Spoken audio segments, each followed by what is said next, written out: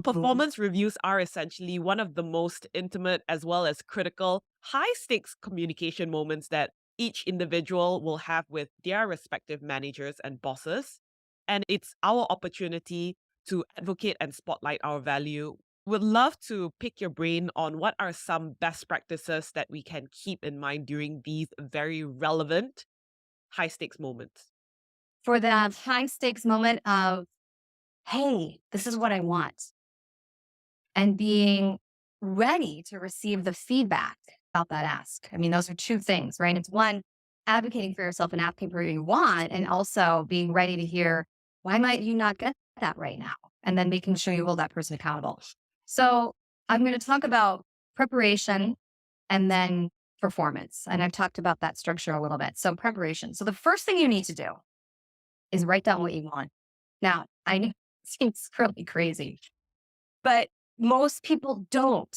They go into these performance reviews and they have a vague idea of what they want, but they're more waiting to hear what they deserve.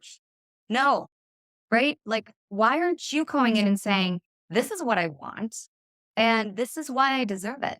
And you list specific, measurable reasons why what you want is something that you deserve. Now, after you've done that, then you take the next step and you say, why would this person want to give it to me? So that's that so what. So the first step is, what do I want? The second step is, why would they give it to me? And the structure of that is, what I would like is I would like every Friday off.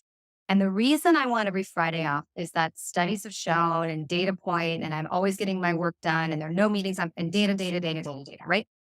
Now, the reason why you are going to benefit from giving me Fridays off is that we're working in a global community. I'm mainly talking to the APAC region. They have already gone home on Fridays and for the case. So you're going to get productivity off me on Sundays and you are on Mondays. And then I'm going to make you look good, or I'm going to save you time, or I'm going to help you make money. So you see, rather than me coming in and saying, I want a raise, give it to me. I'm saying, I want a raise because you are going to look good by giving me a raise, because promoting people that have done what I've done is going to tell your organization that that's the kind of leader you are. Oh, you've just made your ask about them. So that is something that we often miss in these performance reviews. So prepare, what do you want? Why do you deserve it with data? Then what it means for them, that so what factor. And then we add this next piece, which is why now? And most people miss this one. So we have the what I want, so what it means for you, but why now? There are so many things going on in our macro environment that you can weave into the conversation. Bring that in to create a sense of urgency. Because I might say, hey, you should promote me because the team is watching who you promote. And by promoting me, who has worked really, really hard and delivered X, X, and X over the last 3 years, is going to make you look good and make this team feel excited about being here. Okay. So that's your so what.